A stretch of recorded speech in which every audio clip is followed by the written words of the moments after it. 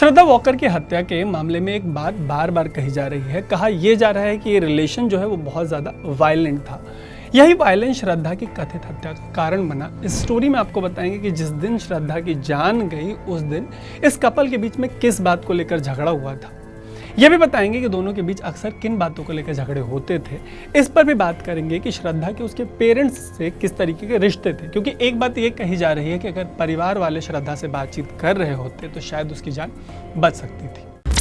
Media reports के मुताबिक जिस दिन श्रद्धा की हत्या हुई उस दिन झगड़ा इस बात पर हुआ था कि घर का खर्च जो है वो कौन उठाएगा।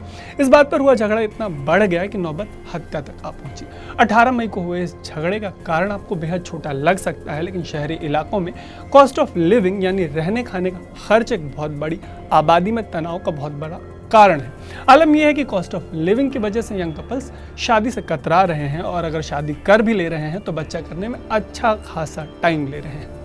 लेकिन ये स्टोरी कॉस्ट ऑफ लिविंग पर नहीं है और इसके इम्पैक्ट पर भी नहीं है। तो लौटते हैं श्रद्धा और आफ्ताब के रिश्ते पर। और जैसा कि मैंने आपको बताया कि यह रिश्ता बहुत ज़्यादा वायलेंट था और श्रद्धा के दोस्तों ने मीडिया से बातचीत में कहा कि दोनों के बीच अक्सर झगड़े होते थे। कई बार झगड़ा चीटिंग के शक में होता था। दोस्तों के मुताबिक ये कपल इतना ज़्यादा पॉजिटिव था कि दोनों एक दूसरे की लाइव लोकेशन से लेकर जहां वो होते थे वहां की तस्वीरें तक मंगवा लेते थे।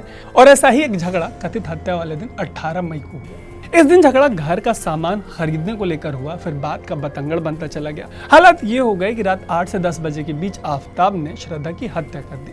इसके बाद लड़के ने श्रद्धा की बॉडी के साथ क्या क्या किया उसकी ग्राफिक डिटेल्स आपको कई स्टोरीज में मिल चुकी होंगी। अगर आप फिर भी उन डिटेल्स के बारे में जानना चाहते हैं, उनको देखना चाहते हैं, तो उसका जो लिंक है इस पर जो मैंने पिछली स्टोरी की है उसका लिंक आपको इस स्टोरी के यूट्यूब स्टोरी के डिस्क्रिप्शन में दे रहा हूँ। इसके अलावा इंपॉर्टेंट बात यह है कि दोनों का रिश्ता शुरू से वायलेंट था। इसे ठीक करने के लिए वो हिमाचल ट्रिप पर भी गए थे। इस ट्रिप के दौरान भी उनके झगड़े होते रहे। फिर वो लौटकर दिल्ली आए, लेकिन कुछ नहीं बदला। इन सब के बीच श्रद्धा की बात उसके दोस्तों से होती रही। बातचीत के दौरान श्रद्धा इस रिश्ते को तोड़ने की बात भी करती थी, लेकिन ये भी कहती थी कि रिश्ता टूटने पर आफ्ताब सुसाइड की धमकी देता है। दोस्तों से होने वाली ऐसी ही बातचीत मई के महीने में बंद हो गई। फिर जब लंबे समय तक श्रद्धा ने दोस्तों को रिस्पॉन्ड नहीं किया तो दोस्तों का माथा ठनका और ऐसे ही एक दोस्त ने श्रद्धा के पिता से बात की। ऐसे ही एक दोस्त लक्ष्मण नाडर ने यह बात श्रद्धा के पिता को बताई, जिसके बाद श्रद्धा के पिता ने पुलिस स्टेशन जाकर महाराष्ट्र में एक पुलिस स्टेशन जाकर गुमशुदगी की रिपोर्ट दर्ज कराई। हालांकि वसई पुलिस के सूत्रों के हवाले से जो जानकारी सामने आई है उसके मुताबिक श्रद्धा के पिता को अपनी बेटी की तलाश करने में खासी दिलचस्पी नहीं थी। श्रद्धा के पिता दिल्ली जाकर अपनी बेटी को तलाश करने या पुलिस थाने में जाकर शिकायत दर्ज कराने की कोशिश तक नहीं की। जैसा कि आपको पता होगा कि आफ्ताब और श्रद्धा दोनों एक डेटिंग ऐप से मिले थे। दोनों के धर्म अलग होने की वजह से परिवार वालों को रिश्ता मंजूर नहीं था। बात सिर्फ इतनी सी नहीं थी।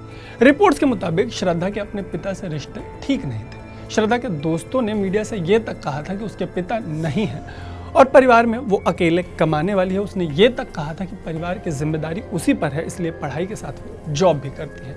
इन सब के बीच 2019 में परिवार के विरोध के बाद भी उसने लिव इन में रहना शुरू किया और 2020 में अपनी मां के गुजरने के बाद वो एक बार घर गई थी। लेकिन रिपोर्ट्स के मुताबिक इसके बाद वो अपने पिता और भाई के संपर्क में कभी भी नहीं आई। ऐसे में ये भी कहा जा रहा है कि अगर लड़की की बात परिवार वालों से हो रही होती तो शायद उसकी जान बच सकती थी। ऐसे ही ज़रूरी स्टोरीज के लिए देखते रहें अनकट। मेरा नाम है तरुण।